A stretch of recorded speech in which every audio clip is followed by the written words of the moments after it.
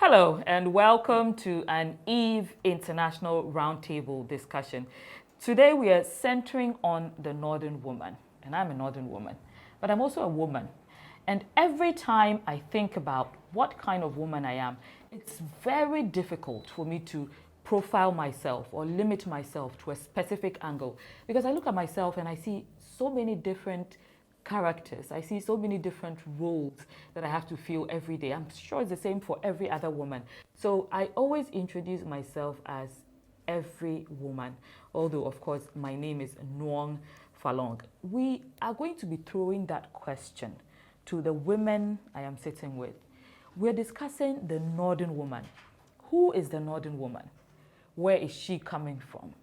What are her aspirations, her dreams? What are her challenges? What are the things that she deals with every day? What roles does she perform or have to perform? Does she enjoy every single role that she has to fill? I'll throw that question to these hardworking, experienced women that are with me today, and they are going to be answering that. You want to draw closer because we're going to have a very interesting conversation. Now, ladies, I have Zaki, I have Kubra, Erason. Do you want to introduce yourself? And Hawa. Hawa. Hawa is the first woman. I know, right? So, when we talk about the Northern woman, the first question I have is, does the Northern woman have a specific identity? Can we look at a particular woman and say, this is the Northern woman? Or is it blurred? Are there blurred lines around who is the Northern woman? Zaki, do you want to take that? Nazifa should take it.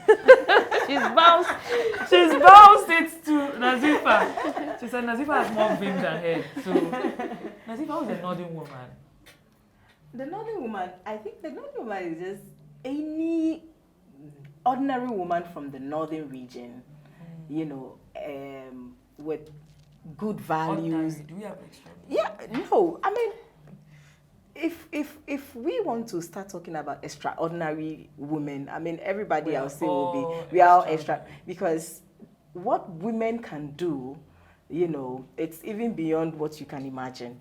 You know, women are able to do so many things, multitasking, which, I mean, I don't want to begin to compare, you know, the women to the men, but then everybody knows that, especially the Northern women, you know, we tend to show more strength out there, more intelligence, strength, you know, yeah, intelligence. You know, I won't even go to beauty because every Northern woman is a beautiful woman. I mean, everybody here is beautiful. And no, you can attest to that. You can attest to that. Yeah, so, yeah, I'll dwell more on the strengths because most Northern women, we tend to see a lot that are supposed to make us timid, but then we rise above them. You know, sometimes the opportunities that the Southern women get, we don't get them.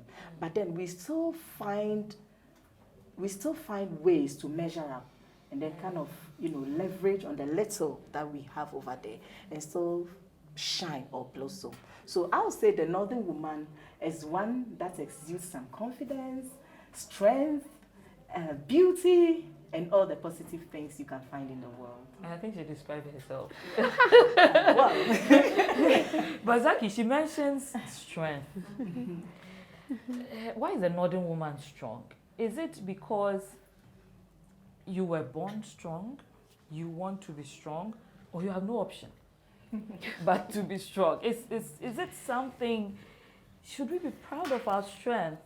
Because is it inherent, or is it something that your circumstance or your environment brings out of you by force? Well, you took the word out of me because society makes you like grow strong even when you are not ready for it, because you always find yourself having to play catch up all the time, like Nazifa mentioned. A lot of things are not at your, you know, at your doorstep, at, you know, at arm's reach. you always have to kind of fight to get it. It be from growing up to your marital home to workplace. It's like there's always that stereotype that is following you. Always have to prove that you are good enough. So it's like we are always fighting to rise above all that noise and, you know, be present. So the strength comes from all those things that are kind of weighing you down. So for us to be able to be here is as a result of our strength as Northern women. So I hear you talking about the things you have to overcome, the place that you're coming from. She also mentioned that you have to rise above some limitations. Yes. So, Hawa, what are these limitations that we have to rise up? Where are you coming from? What situation have you come out of? Well, thank you so much. I wasn't expecting it, but hey, I just have to catch up because I thought it was moving in some kind of sequence. But anyway, surprising everyone. talking of limitation, I hear more times people talk about limitation. What I think a mentor of mine has, a lady I mentor asked me some time ago that, Miss, what are your limitations? And I had to tell her that I've not found one yet. Because I define my limitation. Nobody can define what my limitation is. So at the end of the day, I don't know. Because the moment you cycle your mind that you have a limitation, it puts you in a closed door. But then you cycle your mind that, no, I'm not limited to anything. Like, then you know that you have an open space. Notwithstanding that there are some walls that you know you are not supposed to break into, especially when we have this religion backing us in a way. So sometimes you do things, and religion is never a limitation. There are things you are not supposed to do, and those shouldn't be defined as limitations once they are making you who you want to be. And then I keep saying that you don't define what limits are. So to me, I don't feel we are limited. It's about that perception we take about those limitations. So is this how you were raised, with this mindset, or did you have to find it for yourself at a point? Were you raised to think that you have no limitations and it's a boundless world for you? Well, I think it's both. Because growing up, my mom used to tell me that, Hawa, you just have the Quran back in you. And aside the Quran, learn it so that you own it. Nobody will come to you and tell you that you are limited to this because that is what the religion says. So growing up, I just felt like I could do everything because I had my mom always sound that thing in my mind that you're not limited, my daughter. So I'm going to ask you further. Do you think that for most Muslim women who feel limited, especially by religion, is it because they do not really know very well what you're dealing with? Like you say, your mom used to say you should learn it so no one can use it. So have they not learned it enough to know what they have access to, what they can do, what they cannot do? Would you say that? Well, that's a tough question. I can answer that very. But you know, so I let me cut. Okay. No, I think if we have to go into religion, Wahala. Exactly. For me, So- I always tell people, if you want to stay safe, stay out of religion. Because Why is that? it's a very supposed to sensitive be a area. backing, isn't No, it? how I am no religion. You agree with me? It's a very sensitive area. So we all cannot be perfect, and we all cannot be able to interpret whether the Quran or Bible fully. Everybody have their own interpretation when it That's comes true. to the religious Yeah, books. yeah. So if you want to stay safe, especially in public or whatever you do, just know what you know. Somebody also has their own mindset in terms of what you know. Right. So I think religion, has divided a lot of people. You know, I have Christian friends, I have traditionalists who are my friends, I have Muslims who are my friends, and I am a proud Muslim. But then I try to stay out of religion if I have to deal with people. So, and that's what has kept me But safe. miss, you know, you can't dispute the fact that this religion is what actually It's like give one of the defining limits factors to a of lot the of these northern northern woman. women, exactly. Because of how we interpret what the, like, our interpretation to what the teaching says. And then that is one of the key things that limits most of us, especially when it comes to our marriages, when it comes to when it says that the woman needs to stay home and cook for the husband and do this for the husband. So at the end of the day, so at the end of the day, but let me just interject there so we don't push too much. But do you think there's pressure on the northern woman to be perfect? Erason, is there pressure on the northern woman to be perfect? And what is perfection? If we are looking at northern women, at what point do you say this one is perfect? She has defined herself according to every requirement that society is pushing on her, and that is it. She's there. Yeah, for me, as a woman, I look at a northern woman as someone who can multitask, who is resilient, and somebody who is focused on whatever they want to do.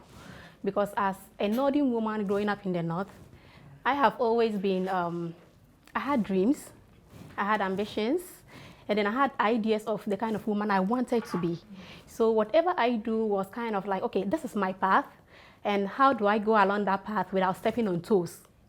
You get it?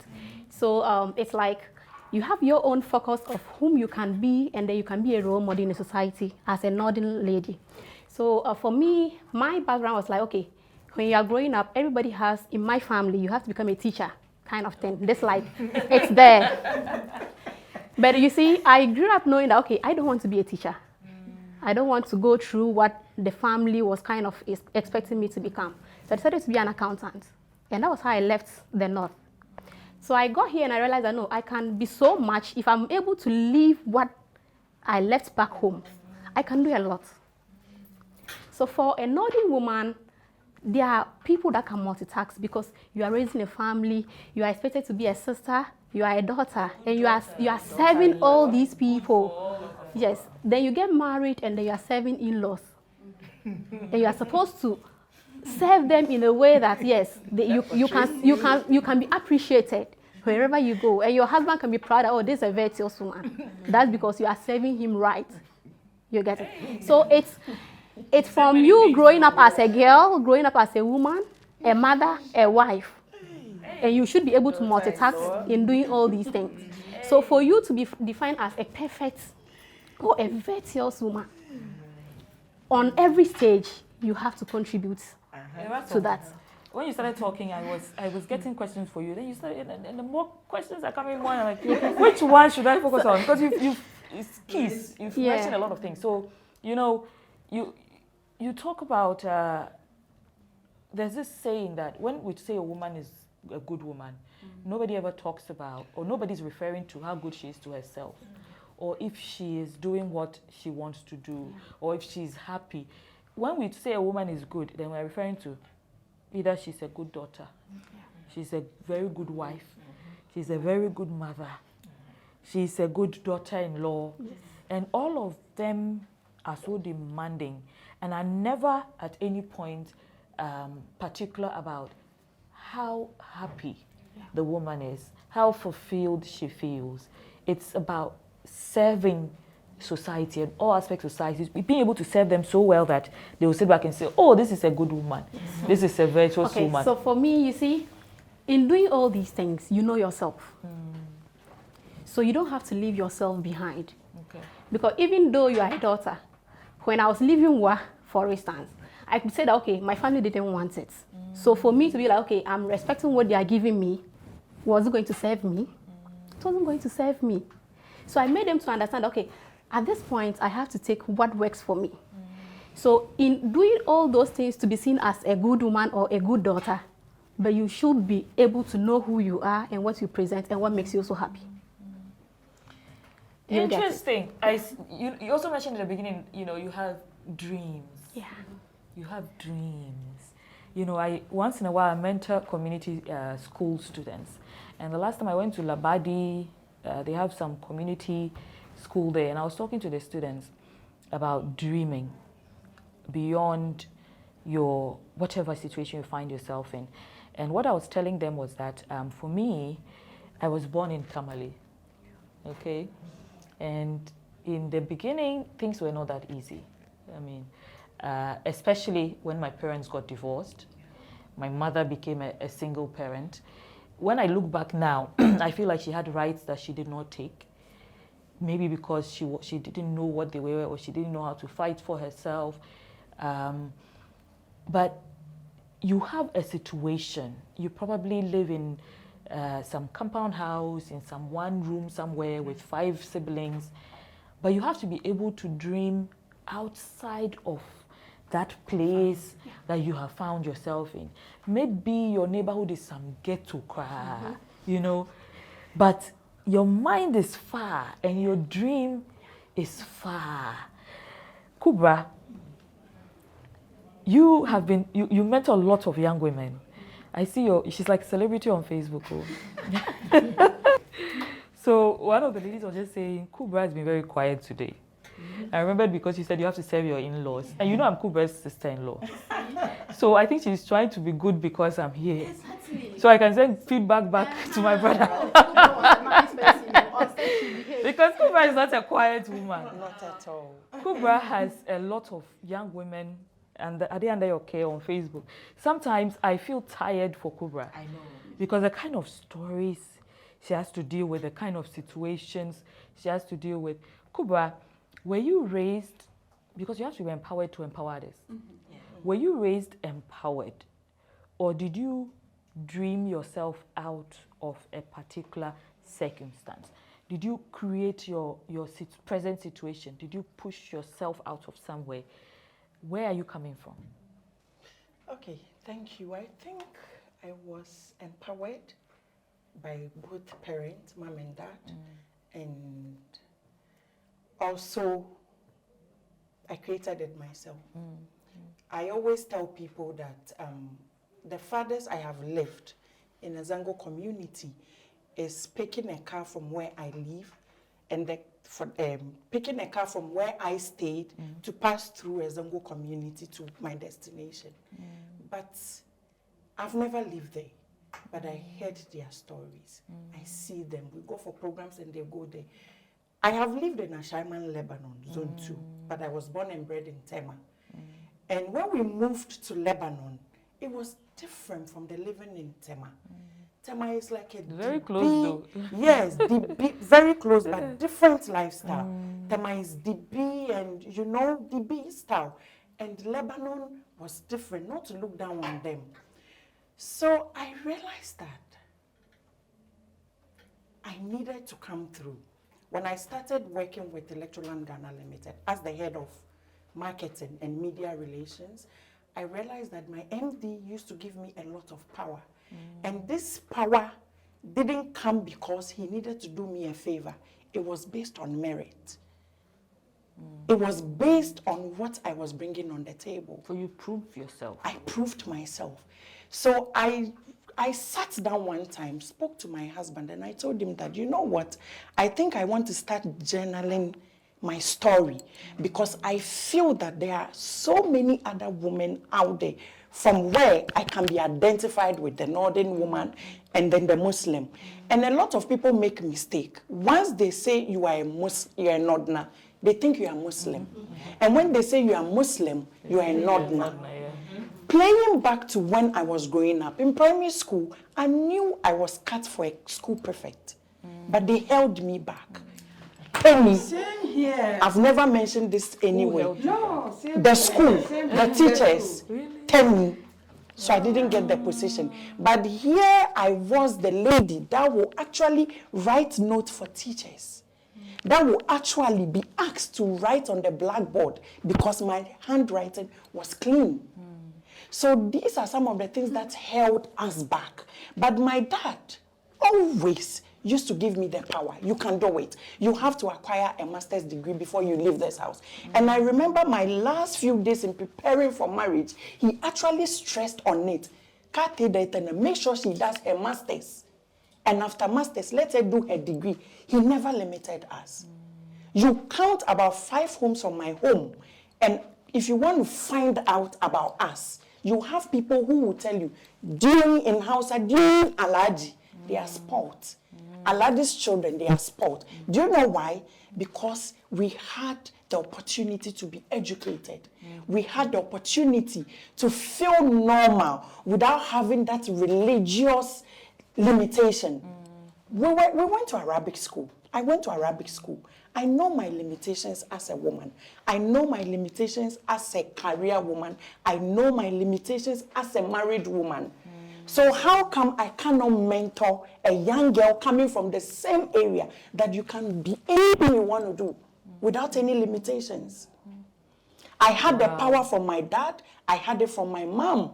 I am hard. A lot of people ask me, how do you do it? A career woman, a mother, social entrepreneur, you work for somebody, you have your business, and you still want to come on social media to have a voice. How do you do it? I say, I saw my mom do it. My father didn't stop her.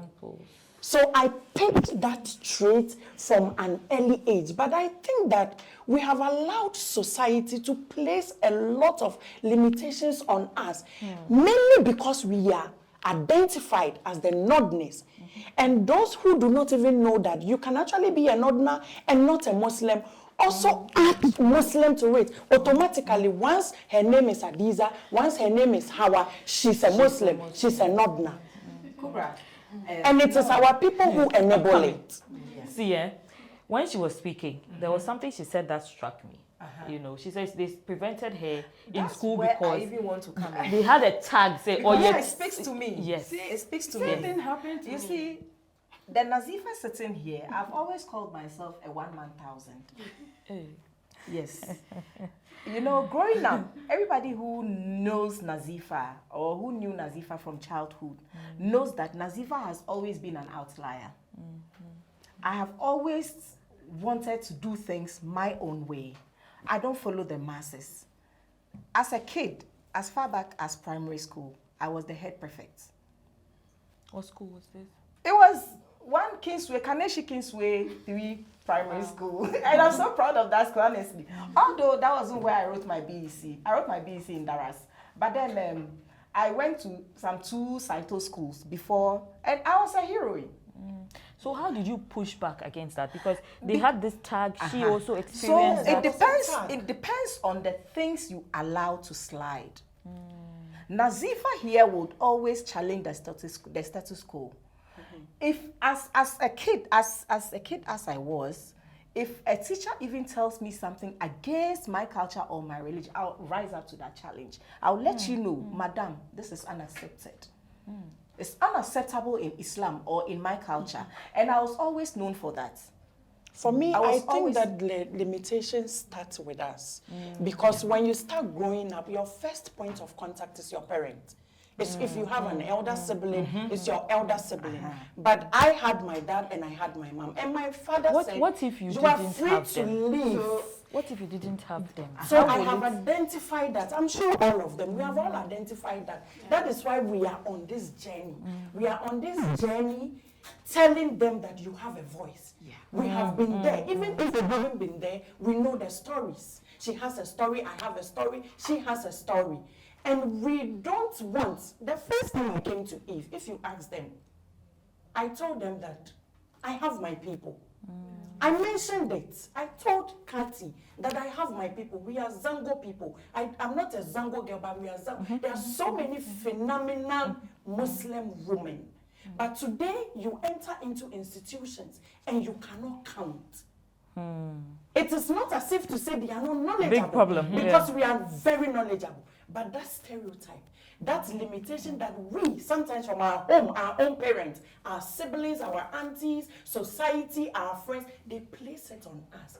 And In we've all allowed things- it to in we've all allowed things- it all to things define let us. Truth lead you.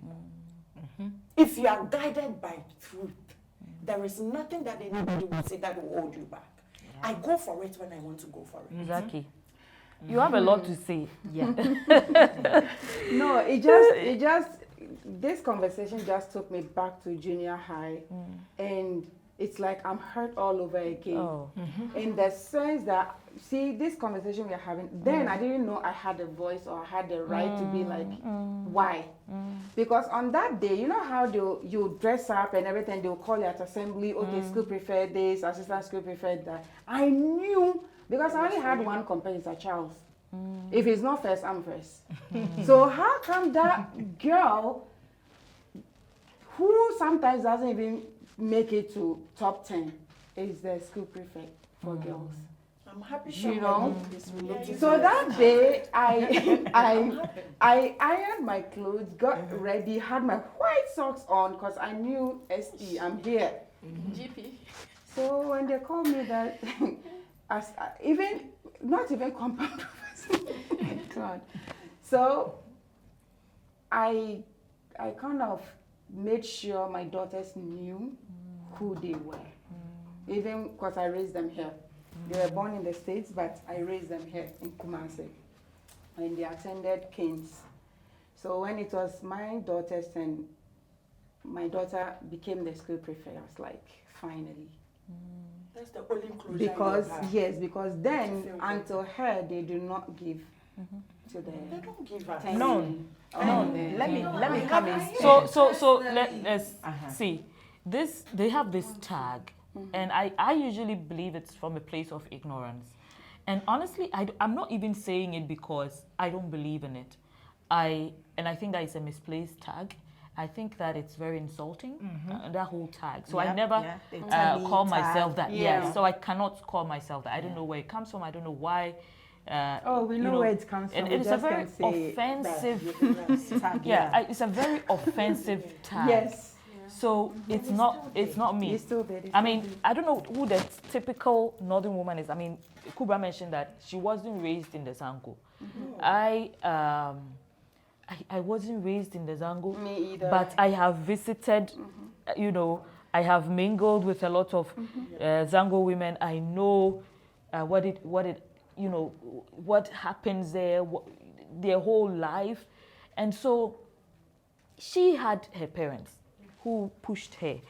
You also, uncle. But you see, it was not enough to get you where you wanted. Because I was not saying it. Because within that time, I felt like, okay, this is where you like. I didn't even know it was some bigotry or you get me. I didn't know it was an issue until I grew up. But now you have also done it for your daughters. Imagine if you went there and your daughters had no idea what their voice was, what they can push back against, what their identity or how much agency they have. If we don't have anybody, which is for most northern girls or Muslim girls, let's say whatever situation you're fighting against, your father is part of the situation, your mother is part of the situation, your mother is, they're not even the ones helping you, they're the ones dragging you. They are part of the situation that is dragging you back. They've always tamed us. Till today. If I mention to maybe through a conversation and I mention, my daughter is 24. She's a medical school. Oh, they were very so angry. Hey. I'm not saying they finished married. Get married. I just told you my daughter is in medical school. You did not ask me, what did she... No, it's more than marriage. Yeah. Let me tell you something. This limitation, we are all part of it. When I started my activism on social media, because that's where I wanted to start reaching out, till date, I've kept receipts of it. I had men, Muslim, I even had women who came, there's a recommendation on a page that you recommend and it gives you the rating, the 4.5 up to 5 ratings. I still have the receipt. Oh, this one that is a career woman, she's not a proper Muslim. This one that's kabrofu, that is not a Muslim way. Speak against Islam. So it's ignorance, and it lives with us in our homes, in our workplace, in our friendship, in the marriages that we go. You have people who do not know who you are. Calling your parents to tell them that your daughter has too much voice. You need to tame her down. You have people who call your husband, and meanwhile, you are on the right course for a greater good. But they ignore that positive thing that you are bringing on the table. That because you're a Muslim woman or you're a northern woman, because they are father, you are not supposed to have a voice.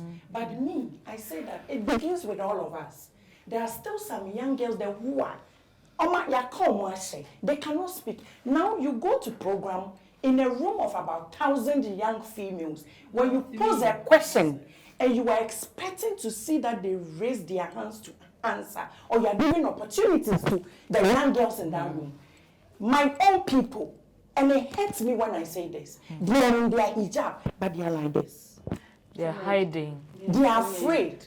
But when you get close to them, you realize that they have so much intelligence. So much intelligence to potential. So they are so talented. You even know and the skillful. answer. You know the answer. They know it, but they won't say You won't be able to say it because you are afraid that you may be How retained. do we get these girls to come out from hiding? Yeah. No, that's identifying them and nurturing them. No, you do that. You they bring their feminist tag in. But then no, You are to add to what Kubra, Exactly. Kubra just said, I want you to make that point. I think it all boils down to positioning. You know, as a woman, how do you position yourself? How do you want to be known? What impression are you creating out there? How do you want people to see you and perceive you? Yeah, exactly. You know, those of us who have done marketing, we have something called STP.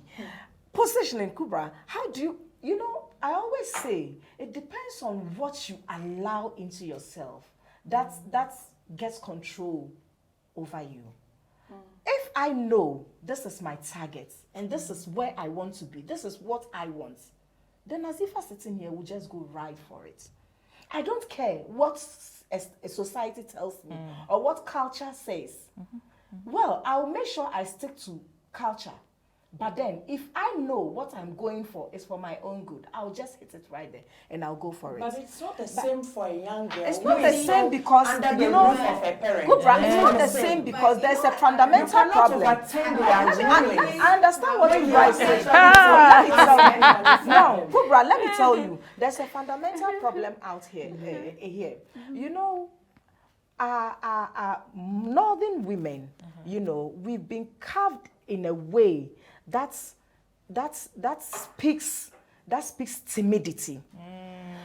Every aspect, timidity. I'll say not inferiority. I won't use the word inferior. I won't use the word inferior. Yes, I won't use the word inferior. Yes, Because it's the same thing. it's the same. It goes together. But then, because you see, you grow up from a typical northern home, of course. You see an elder, you have to bow and greet. You have to, you know, there are so many things you can't do as a woman. Okay, in Daban you say, oh, and man doesn't do this. It's only a woman who has to do ABC. A man doesn't do this. So you grow up with this background. So even if you want to come out of your shell, there's everything against you. So you already, the signs are there for you to be timid. But then you have to identify yourself and identify what you are looking for. Because until you identify your very self and know what you are looking for, you will never get there. Wow. But you know something? You will never rise up. I am actually, probably, I'm honored to be seated on this table. It's of course a great opportunity and a platform. Looking here, I think I'm the youngest. I'm the only one still living with a parent on the table.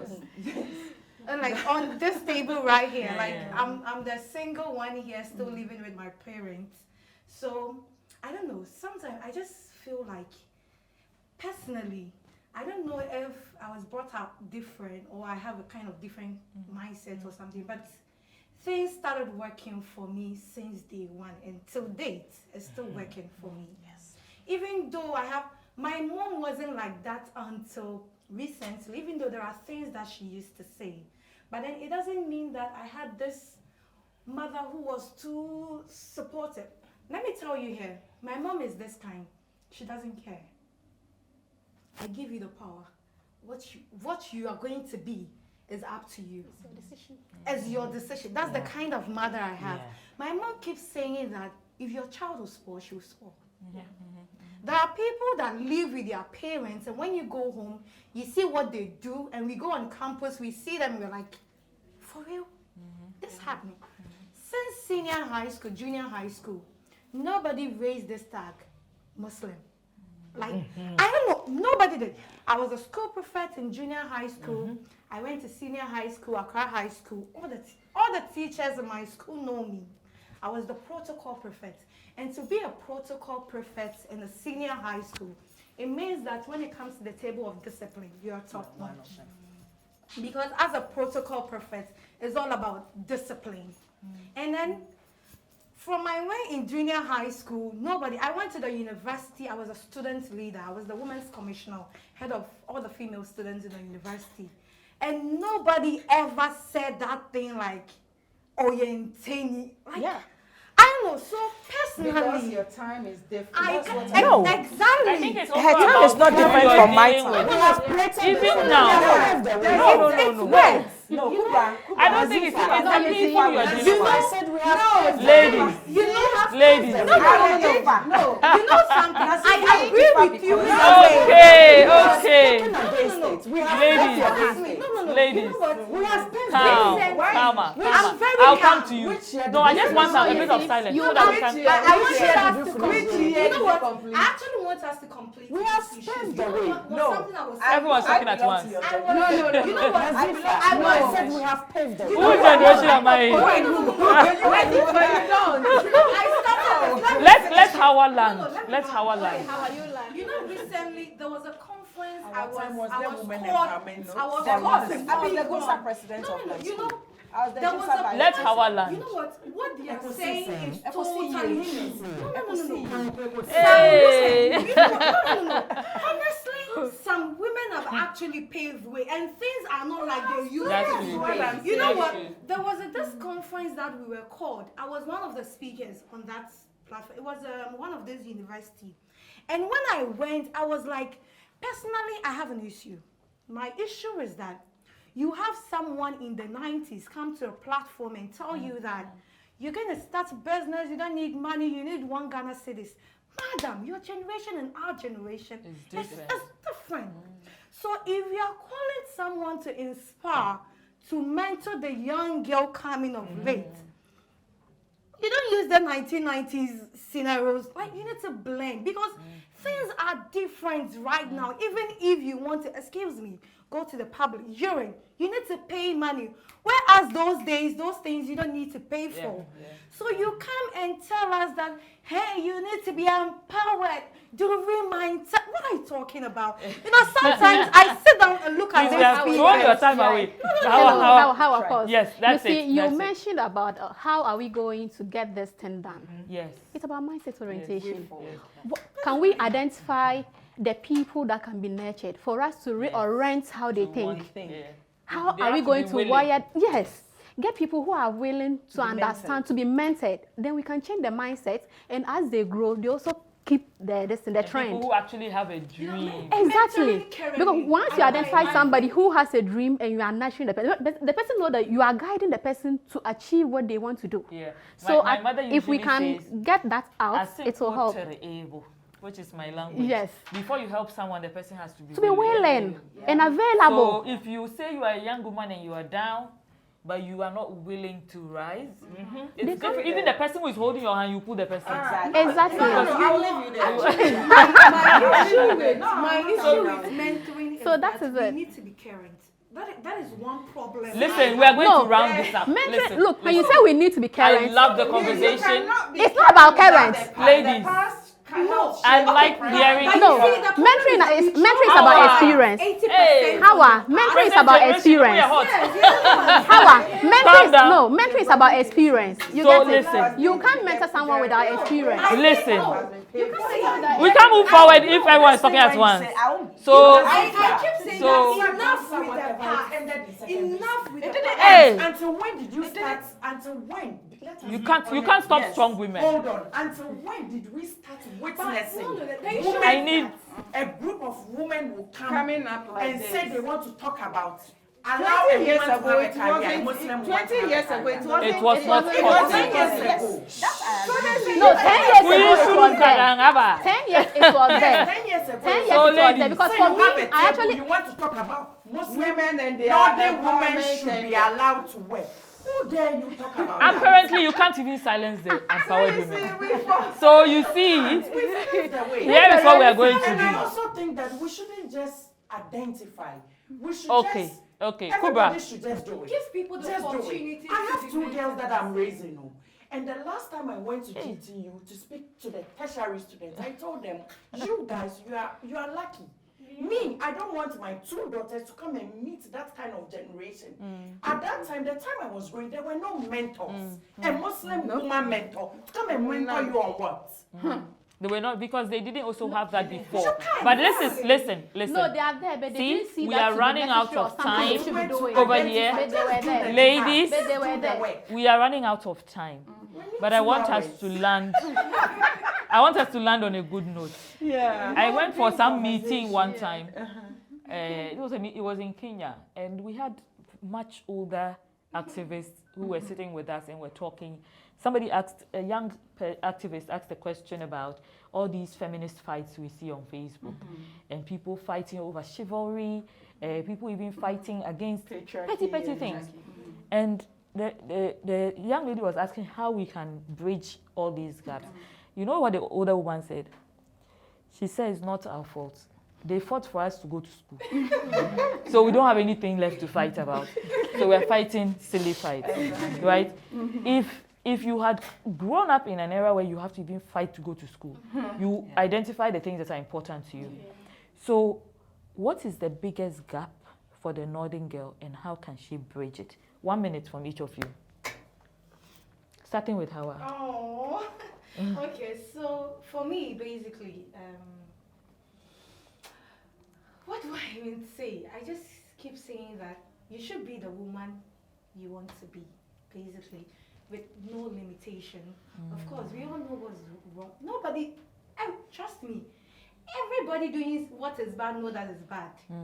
Nobody knows that what I'm doing is good. Well, like, they know what they are doing is bad, but they will deliberately do it for doing sake.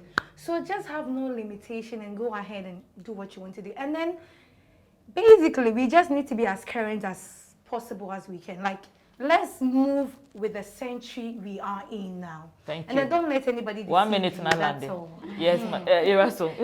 So for me, I always say that as a Northern and as a Muslim woman, I feel that growing up, mentorship, as my sister mentioned, wasn't there. If we can go back to our roots and then start mindset orientation, it will go a long way to help us, because our people need us.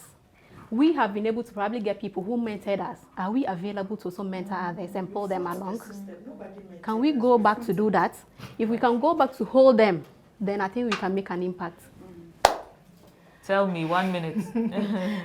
Mine has to do with what you take in, what you allow people to tell you, and how you let it affect you. I always say that the ball is in your court.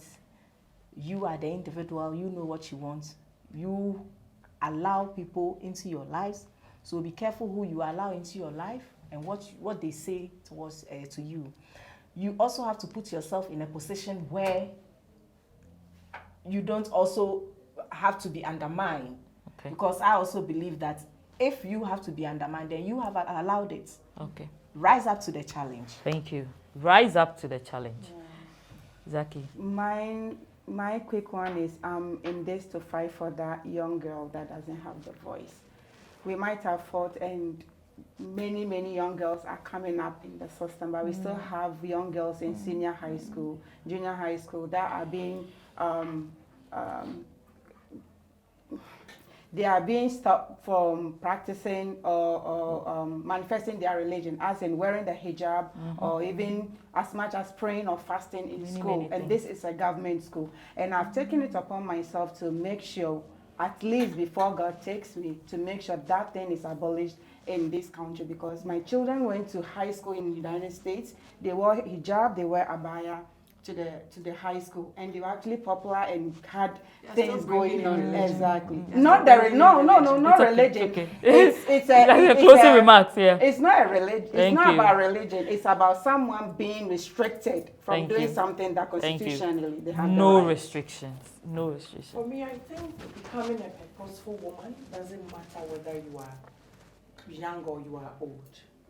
I don't want, it's a bad feeling to grow up to actually think that 5 years ago, 10 years ago, you could have done this, you could have gone on this journey to become this, and you didn't take the opportunity.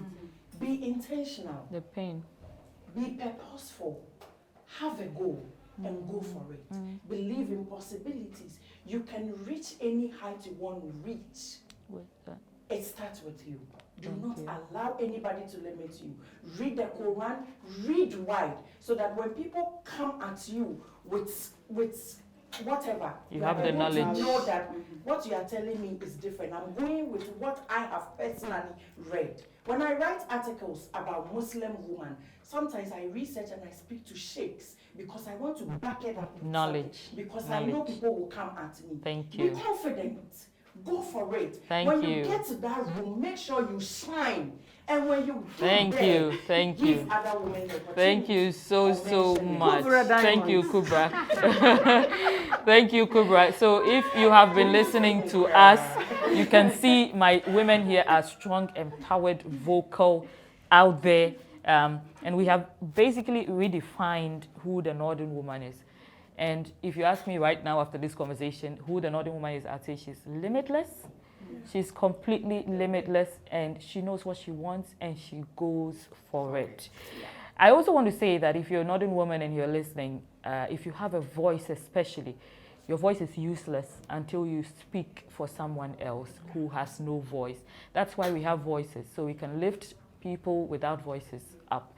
And so use your voice appropriately. Use your voice to lift the next woman or the next girl child out. Thank you for staying with us. We'll see you again another time.